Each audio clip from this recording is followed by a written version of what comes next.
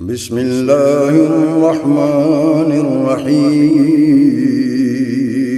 شروع اللہ کے نام سے جو بڑا مہربان نہایت رحم والا ہے۔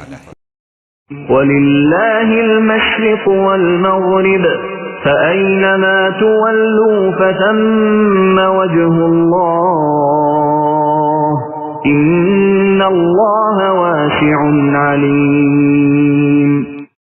اور مشرق اور مغرب کا مالک اللہ ہی ہے، تم جدھر بھی منہ کرو ادھر ہی اللہ کا منہ ہے۔ اللہ تعالیٰ کشادگی اور وسعت والا اور بڑے علم والا ہے۔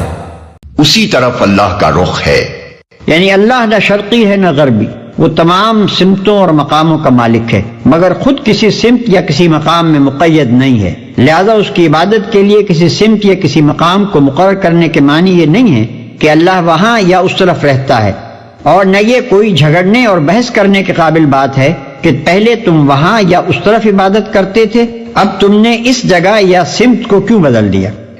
اللہ بڑی وسعت والا اور سب کچھ جاننے والا ہے۔ یعنی اللہ تعالیٰ محدود، تنگ دل، تنگ نظر اور تنگ دست نہیں ہے جیسا کہ تم لوگوں نے اپنے اوپر قیاس کر کے اسے سمجھ رکھا ہے، بلکہ اس کی خدائی بھی وسیع ہے اور اس کا زاویہ نظر اور دائرہ فیض بھی وسیع، اور وہ یہ بھی جانتا ہے کہ اس کا کون سا بندہ کہاں کس وقت کس نیت سے اس کو یاد کر رہا ہے۔